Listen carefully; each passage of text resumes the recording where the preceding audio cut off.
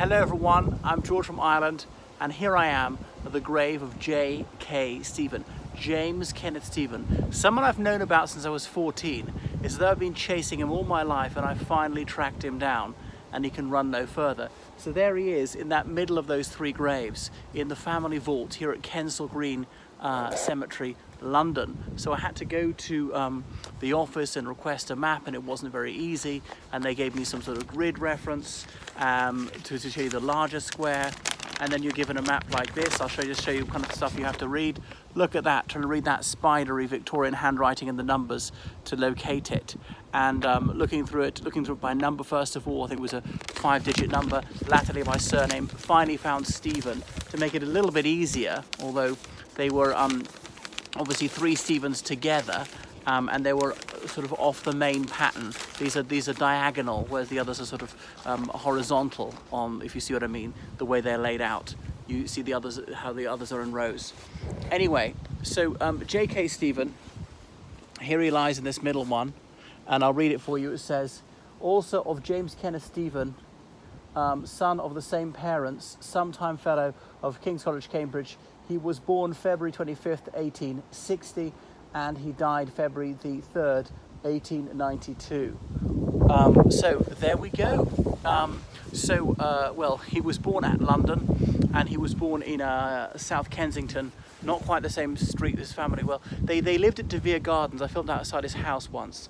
So he was the second of about 9 children. He had one elder brother, he had at least one younger brother, he had a few sisters, and his father was Sir James Fitzjames Stephen, but his father was known as Sir Fitzjames, using his middle name, not dropping the James, because his own father was Sir James Stephen. So J.K. Stephen was the fourth generation of barristers in his family. So they're very distinguished. I think they'd originated in the Scots borders over a century before he was born, and they'd come to London. They'd been part of the Clapham sect. They'd made good. They were Anglicans of the evangelical wing of the church.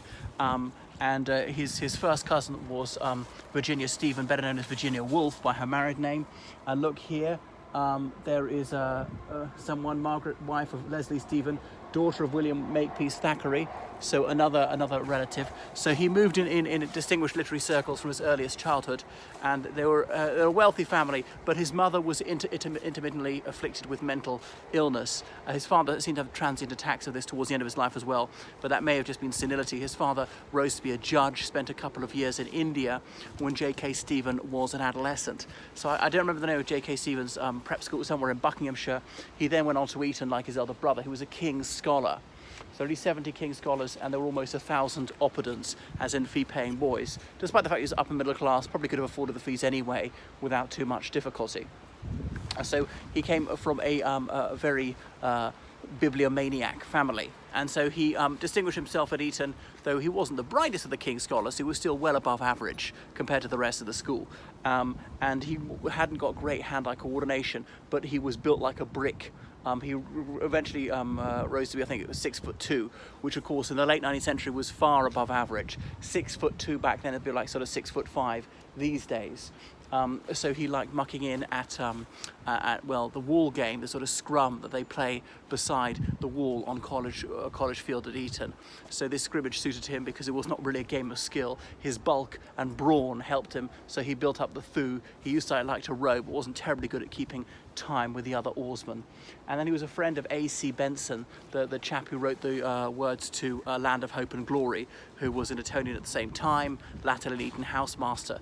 And I recently read a biography of J.K. Stephen, and it quoted some of A.C. Benson's words when they went for a sort of moonlight stroll across the playing fields one time. So they're very laxly supervised back then, and this was long before the Children Act, and they could drink alcohol that wasn't against school rules unless they got completely stocious. So all sorts of things went on at Eton we wouldn't consider acceptable today, especially the behaviour of the beaks, that's the teachers, towards some of the boys. It's a boys-only boarding school, very close to London, in case you don't know, 18 miles west of Marble Arch, across the River Thames from Windsor Castle, with close associations with British royalty since it was founded by Henry VI. Anyway, so there was one memorable occasion, the St Andrews match, which was the most important match of the year, the war game, when J.K. Stephen single-handedly saved his team from calamity. And ever since at the luncheon after the war game in college, that's the House of the King's Scholars, they say in pia memoriam J.K. Stephen, as in dutiful memory of J.K. Stephen. So then he left school, I think it was still 17, that was completely acceptable. There weren't really formal examinations back then, and most of the curriculum consisted of classics, say Latin and ancient Greek, and he went abroad. I think he spent some months in Germany improving his German. He was close to various influential Eton masters, such as William Johnson, better known as William Johnson Cory, the guy who wrote the Eton Boating Song, and Oscar Browning, he of the Browning version, that Latin translation.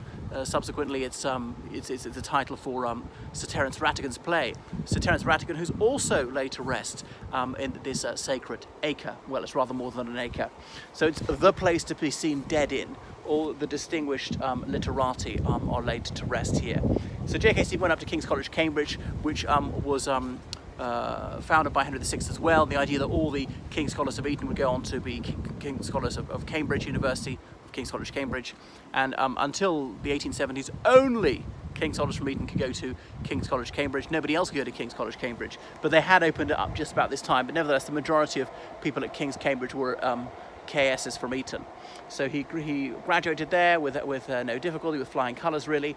He was called to the bar like his father, grandfather and great-grandfather before him, and he did reasonably well as the bar, didn't make a fortune. I think he wasn't that stimulated by it. At Cambridge, had been an outstanding debater and been elected president of the Cambridge Union. That's the debating society of Cambridge University. And I knew another president of that very well much later.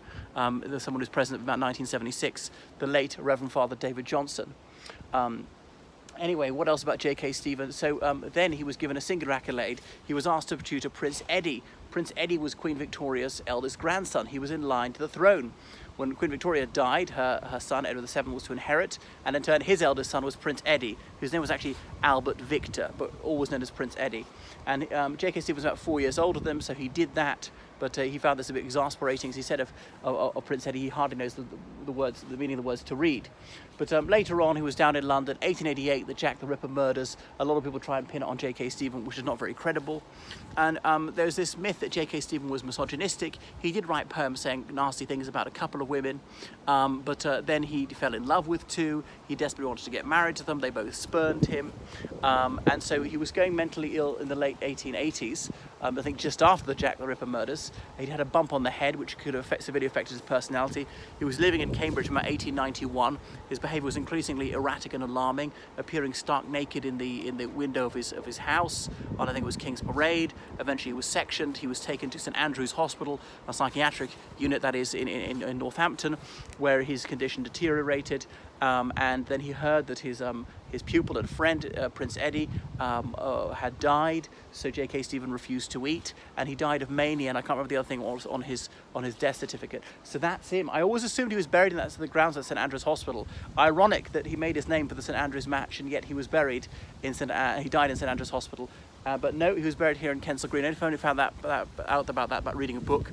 He's a subject of Sympathy for the Devil, a play by an Eton housemaster, Angus Graham Campbell. So I've found him a perennially scintillating character. I've tracked him down. I've read some of his poetry. So that's J.K. Stephen. And by a bizarre irony, 90 years after he died, I moved onto the street that he was born. I had no idea about that till a few months ago.